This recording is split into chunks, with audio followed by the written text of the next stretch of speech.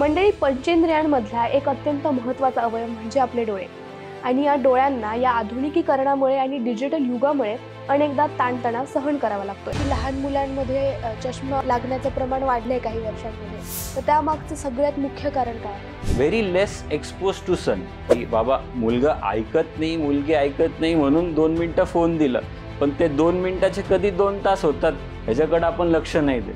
लहान मुलांमध्ये आणि अडल्ट्समध्ये काय फरक असला पाहिजे तपासणीमध्ये? Yearly test is clearly.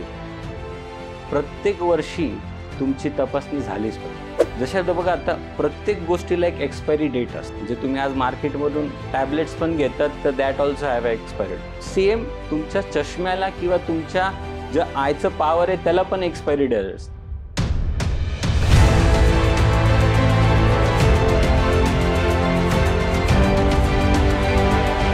लहान मुलांना चष्मा लागलाय याचे काहीतरी संकेत असतील यापूर्वी, तर पालकांनी ते कसे ओळखायचे? The screening of student starts from itself in the school. Madam शिकवतीये पण मला दिसत नाहीये, माझ्या बुक्स इनकम्प्लीट आहे, स्पेलिंग मिस्टेक्स आहे. This is the first sign. म्हणून लोक डाएटमध्ये चेंज करतात, पण त्याचा खरंच फायदा होतो का? हेल्दी डाएट पाहिजे. खूप चीजी वस्तू नाही पाहिजे, फॅटी वस्तू नाही पाहिजे. शुगर वाढू शकते, हायपरटेन्शन येऊ शकतं. आपले जे प्रेक्षक आहेत त्यांना इथून पुढे त्यांच्या डोळ्यांची काळजी घेण्यासाठी तुम्ही काय केलं द्याल? कम्प्युटर युजर्सला आम्ही दे आर ट्रेन्ड फॉर दिस. जसं विजन 2020 मध्ये सांगितलं की तुम्हाला तेवढा ब्रेक घेतलाच पाहिजे. जर तुम्ही तासभर बसलात तर तुम्हाला अर्धा तासच्या नंतर तुम्ही एक छोटंसं ब्रेक घ्या. 20 मिनिटाचा ब्रेक घ्या. 20 सेकंड तुम्ही थोडेसे एक्सरसाइज करा, डोळ्यांचे ब्लिंक करा, so that there are tear supplies to your eyes. नमस्कार सर. नमस्कार. नमस्कार सर, सगळ्यात पहिला प्रश्न असा होता की आपले प्रेक्षक पण कन्फ्यूज होत असतील की ऑप्टोमेट्री आणि ऑप्थल्मॉलॉजी ह्या दोन्ही मध्ये काय डिफरन्स आहे? ओके, बेसिकली ऑप्टोमेट्रिस्ट आणि ऑप्थल्मॉलॉजिस्ट.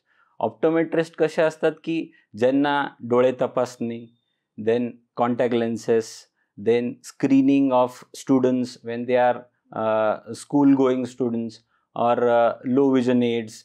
आणि जसं मॅनेजमेंट्स की छोट्या छोट्या गोष्टी की बाबा आपल्याला आता मुलांना दिसत नाही आहे त्यांना शाळेत, तर त्यांना ते स्क्रीनिंग करायचं so that they are able to make out things असं. आणि ophthalmologist are more for surgeries. Optometrist म्हणून तुम्ही काय सल्ला द्याल की नियमित तपासणी किती वेळा कालांतराने केली पाहिजे, आणि लहान मुलांमध्ये आणि अडल्ट्समध्ये काय फरक असला पाहिजे तपासणीमध्ये? बेसिकली व्हॉट म्हणजे आपण जे म्हणतो ते असं आहे की yearly test is clearly best. प्रत्येक वर्षी तुमची तपासणी झालीच पाहिजे. जशा आता बघा, आता प्रत्येक गोष्टीला एक एक्सपायरी डेट असते. फॉर एक्झाम्पल, म्हणजे तुम्ही आज मार्केटमधून टॅबलेट्स पण घेतात तर that also have expired. So same तुमच्या चष्म्याला किंवा तुमच्या ज्या आयचं पॉवर आहे त्याला पण एक्सपायरी डेट असते. म्हणजे एव्हरी इयर. आता बघा कसं आपलं सगळं पळापळीचं जीवन असतं, त्याच्यात तुमचे चष्मे खराब होतात, स्क्रॅचेस पडतात, रात्री दिसायला प्रॉब्लेम येतं. So this is known as the expiry date. So every year if you test, तुम्ही जर डोळ्याची तपासणी केली तर तेवढेच तुमचे हेल्दी राहतात डोळे. ज्यांचं नंबर कमी होतो म्हणजे की वाढत नाही खूप. कारण की आपण जसं की थोडेसे जर चष्मे आपण जर लक्ष नाही दिलं त्यांच्याकडं तर ते वाढत राहतं. आपण आता पाहतो की लहान मुलांमध्ये चष्मा लागण्याचं प्रमाण वाढलंय काही वर्षांमध्ये, तर त्यामागचं सगळ्यात मुख्य कारण काय आहे? मुख्य कारण असं आहे की they are very less expose to sun nowadays. की आता आपण ह्याच्यात पॅरेंट्सची पण थोडीशी चुकी असते की बाबा मुलगा ऐकत नाही, मुलगी ऐकत नाही म्हणून 2 मिनिटं फोन दिला, पण ते 2 मिनिटाचे कधी 2 तास होतात ह्याच्याकडे आपण लक्ष नाही देत. म्हणून की जसं मी म्हटलं की एक्सपोजर टू सनलाईट जास्त पाहिजे. त्यांना खेळणं पाहिजे, त्यांना मित्र पाहिजे. ते जितके जास्त एक्सपोजर टू त्यांचं सन असेल तितकं बघा कसं आहे, त्या गाडीमधलं एक पेट्रोल संपलं पाहिजे. काय, त्या गाडीमधलं पेट्रोल जर संपलं नाही तर भूक लागणार नाही. मग भूक लागली नाही का मग ते जेवणार नाही, आणि मग माल न्यूट्रिशन सारखं सगळे वस्तू होतात की पॅचेस पडणे, हे पडणे, ते पडणे. ते जेवढं ते एक्सपोजर टू सनलाईट, जेवढं मुलगा पडन, जेवढं तो खेळणार, जेवढं फ्रेंड्स बरोबर राहणार, इनडायरेक्टली तो तेवढं हेल्दी पण राहणार. नवीन गोष्ट. आणि जसं आम्ही म्हणतो की इयरली टेस्ट झालंच पाहिजे, so that it is clearly best. Okay.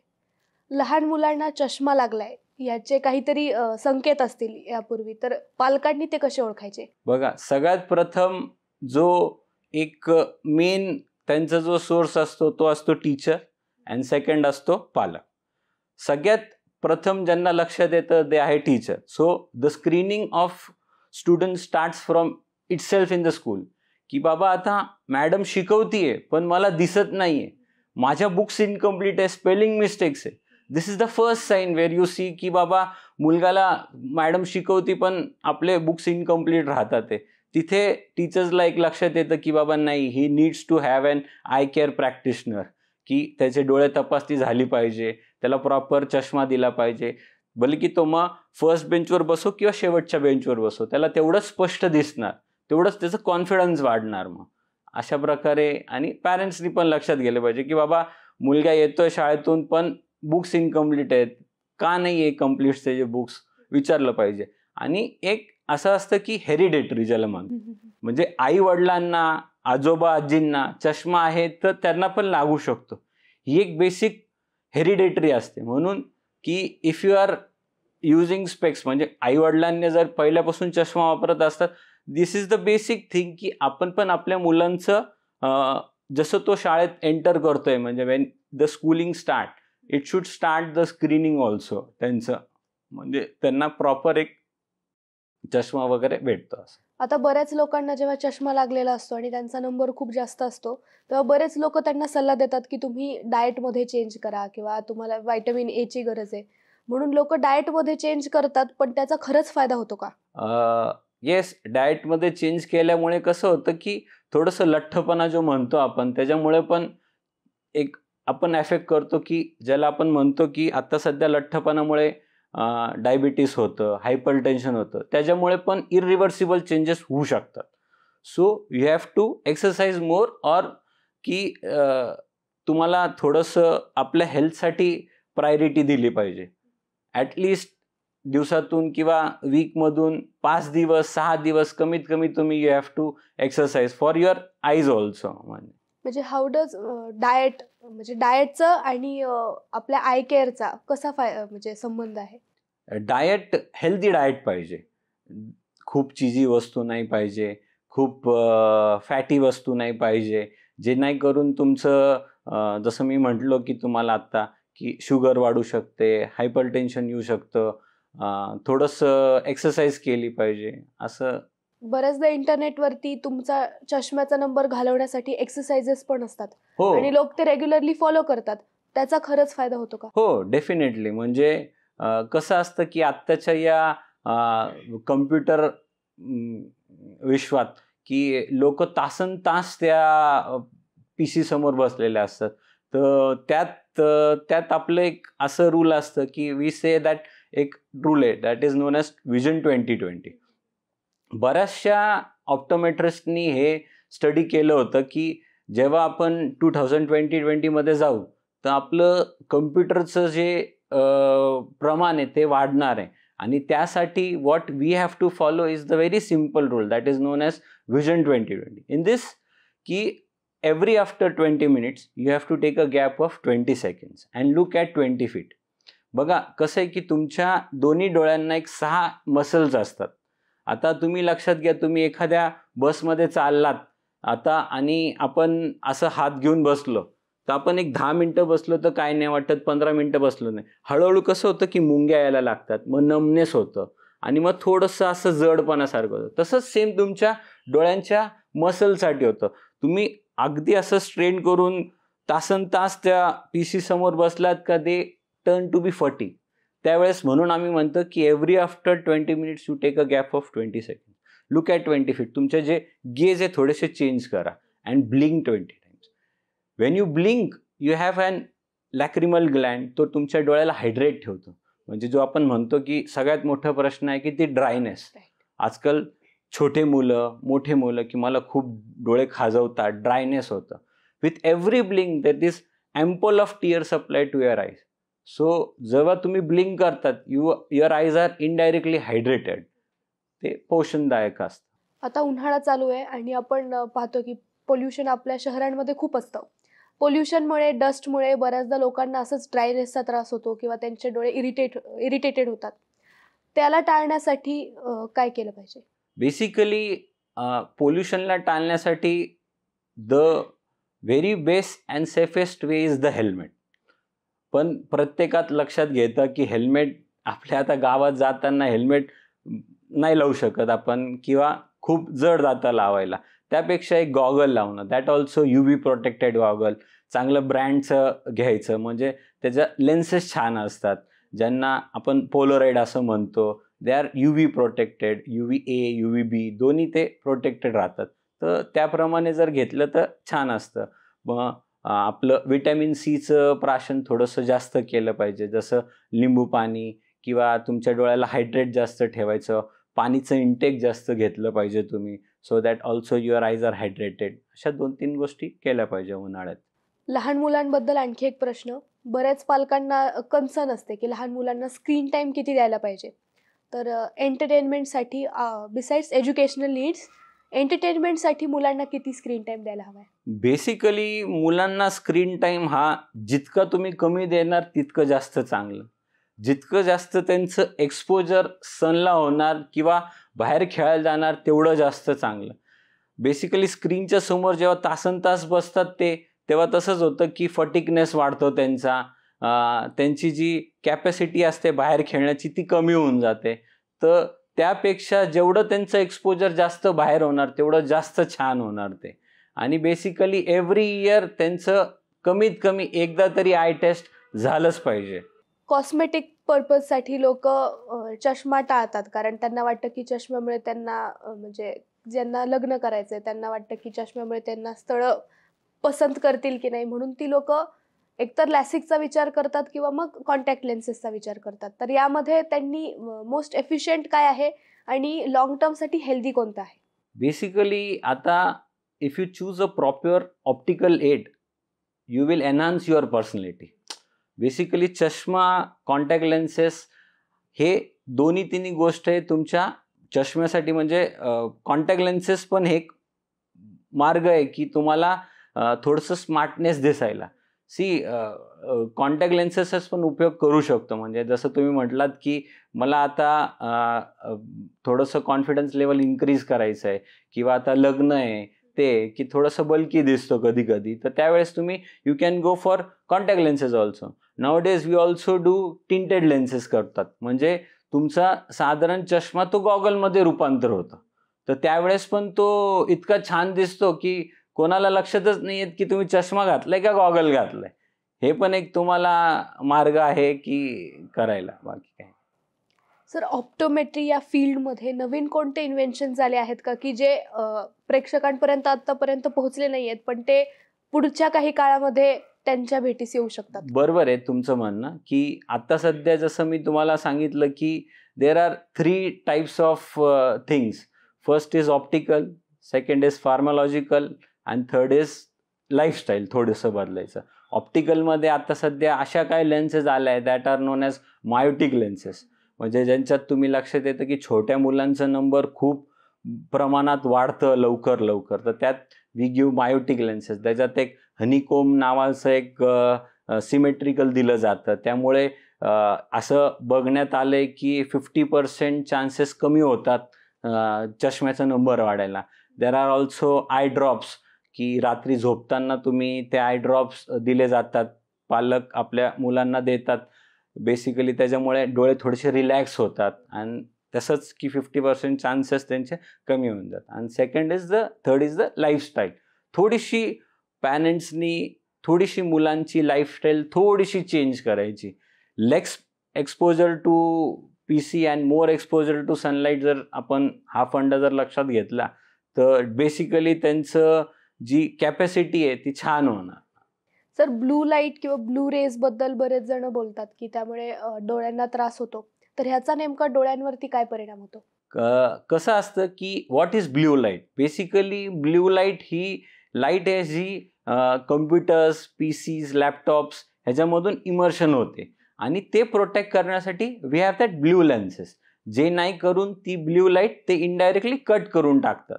So तुम्ही या लेन्सेसचा पण उपयोग करू शकतात की ब्ल्यू लेन्सेस घातल्या तुम्ही, they come in green, nowadays also blue, nowadays also in magenta coating. तुमचं कॉस्मेटिक अपीअरन्स खूप छान वाढतं. म्हणजे ज्या कलरची फ्रेम त्या कलरच्या लेन्सेसमध्ये तुम्हाला आजकाल ब्ल्यू कोटिंग लेन्सेस भेटतात. असं सर, बऱ्याच लोकांना आता म्हणजे अवेअरनेसमुळे असं कळतंय की स्क्रीन टाईम झोपण्याच्या आधी बंद करायला पाहिजे, सो दॅट मेलेटॉनिनचं प्रोडक्शन थांबतं. मग स्लीपचा आणि डोळ्यांच्या काळजीचा कसा काय संबंध येतो? बघा, प्रत्येक वस्तूला आरामाची गरज असते. बेसिकली कॉम्प्युटर जर सोडलं तर प्रत्येक गोष्टीला थोडंसं आराम तर दिलंच पाहिजे. तर त्यासाठी पण तुम्हाला की जर तुमचे डोळे हेल्दी ठेवायचे असतील, at least 7 to 8 hours you should give to your eyes to take rest, so that they are again regenerate for the next day. आणि जसं म्हटलं की नाईट टाईम मोबाईल हे अतिशय घातक आहे. म्हणजे लोक आजकाल रात्रीचं काय बेसिकली त्यावेळेस तुमचं कॉन्ट्रास्ट लेवल जो म्हणतो आपण तो कमी होतो आणि त्यामुळे त्या ब्राईटनेसनी तुमचे जे सेल्स आहेत ते अजून म्हणजे खराब होतात. तर त्यासाठी असं म्हटलं जातं की द कॉन्ट्रास्ट लेवल आपण खूप वेळ झोपून बघतो. Posture is also needed for that.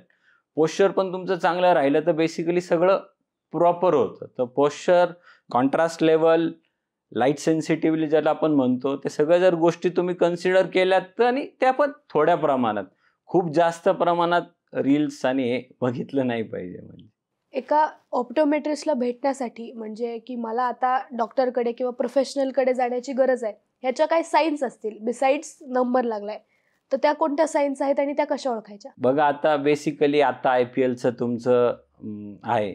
Basically IPLचं match चालू आहे, पण आपल्याला स्कोअर दिसत नाही. त्या छोट्या छोट्या नंबर्स आहेत ते दिसत नाही, पुसट पुसट दिसायला लागतात तुम्हाला. तर this is the first sign where you come see that की बाबा आता मला कमी दिसतंय. पेपर घेतोय वाचायला पण पेपर दिसत नाही, मोबाईल घेतोय पण काही काळानंतर सगळे वर्ड्स असे डिसअपिअर होऊन जातात, ब्लर दिसतात. That also is a time, that is also a sign की बाबा नाही, आता we should consult and optometrist. आम्ही असं म्हणतो की yearly test is clearly best. So every year you should at least go and consult and optometrist की आहे का नाही, बेसिकली एवढं. लहान मुलांमध्ये बऱ्याचदा असं जाणवतं की मुलांना कुठला म्हणजे स्ट्रेनस ते अभ्यास करताय किंवा टीव्ही पाहताय, तर त्यांच्या डोळ्यांना ताण येतोच, पण त्यांचं डोकंही दुखायला लागतं. तर डोकं दुखणं is it a clear sign of having? Basically balance nutritions पण पाहिजे. जसं तुम्हाला म्हटलं की गाडीमधलं जर पेट्रोल संपलं तर आपण काय करतो की त्यांना चिप्स देतो, हे देतो. दिस आर ऑल घातक वस्तू फॉर युअर ॲपेटाईट. तर जेवढ्या हेल्दी वस्तू देणार तेवढं जास्त छान. त्यांचं तुम्हाला एक 2-3-4 साईन्स असतात की patches on the say that, तुम्हाला थोडेसे तोंडावर असे पॅचेस दिसतात, व्हिटॅमिन ए डेफिशियन्सी दिसते, व्हिटॅमिन सी डेफिशियन्सी दिसतात. अशा ज्या काय सायन्स तुम्हाला लक्षात आलं की बाबा मुलांमध्ये व्हायला लागले, तर you should consult as early as possible. असं तुमच्या कुठल्या पेशंटने किंवा क्लायंटने आतापर्यंत त्यांची जी विजन आहे, जी म्हणजे ब्लर होतीये किंवा वीक झालेली, त्यांनी ती रिव्हर्स केली आहे का, त्यांनी ती हेल्दी केली आहे का, अशी कुठली गोष्ट असेल तर तुम्ही त्याची नक्की प्रेरणादायी कथा सांगू बेसिकली शकता? तुम्हाला विजन जर रिव्हर्स करायची असेल तर एक गोष्ट असं आहे की तुम्हाला चष्मा तो घातलाच पाहिजे. अशा ड्रॉप्स घालून, हे घालून, ते घालून खूप असं विजन रिव्हर्स नाही बघितलंय आपण. लोक म्हणतात की ये क्रीम लगाव, ये ड्रॉप लगाव, ये होएगा वो होएगा. नावडेज स्टडीज चालू आहे, पण असं 110% कोण सांगू नाही शकत. मग बेसिकली तुम्हाला चष्म्याच्या दुकानच नसतं दिसली जर हे वर्क केलं असतं तर ॲक्च्युली. असं तर पण म्हणजे चष्मा हा लागलाय तर लावलाच पाहिजे, आणि तो नाही लावला तर हा वाढत जातो नंबर. हे आम्ही हे लक्षात आणलंय की बाबा आता मला छोटाच नंबर आहे बाबा 0.5 0.25, म्हणून मी नाही लावला. तर आता जसं तुम्ही म्हटलं की हेडेक वाढणार, तो जो म्हणतो ना आपण फ्रेशनेस नाही राहत, आपल्याला ते दिसलंच नाही तर ते क्लॅरिटी नाही राहत, असं पण होतं तुम्हाला. सर, डोळ्यासंदर्भातल्या अशा कोणत्या सवयी आहेत ज्या डोळ्यासाठी खूप घातक आहेत आणि त्या आपण तरी सुद्धा नियमितपणे करतो, पण आपल्याला माहित नाही त्याचा काय परिणाम होतो? आजकाल तुम्ही बघतात की लोक डोळे चोळतात. सगळ्यात डोळे चोळणं म्हणजे काय, तुम्ही इनडायरेक्टली त्याला छेडतात आहे. आलं लक्षात तुमच्या? डोळे चोळणं हे योग्यच नाही आहे. म्हणजे तुम्ही डोळे चोळलं, खूप जोरात जोरात पाणी मारणं. आपण बघतो की नाही नाही डोळे दुखत होते म्हणून मी खूप चोळलं आणि खूप जोरात पाणी मारलं. पाणी मारणं, डोळे चोळणं अगदी अनयोग्य आहे. हे करायचंच नाही. जरी तुम्हाला असं वाटलं की बाबा तुम्हाला खाज येते डोळ्याला, तर या लोअर सरफेसला तुम्ही असं करा, या लॅटरल सरफेसला आणि अप्पर सरफेसला असं करा. This is the best way की not to rub your eyes. Rubbing केल्याने कसं आहे की सूज वाढते, पाणी अजून येतं, अजून लाल होतात डोळे. तुम्ही खूप वेळेस बघितलं की डोळे असं शांत दिसतात, पण आपण चोळले की अजून लाल होतात ते. म्हणून डोळे चोळले नाही पाहिजे म्हणजे ॲक्च्युली. आपले जे प्रेक्षक आहेत त्यांना इथून पुढे त्यांच्या डोळ्यांची काळजी घेण्यासाठी तुम्ही काय टिप्स द्याल?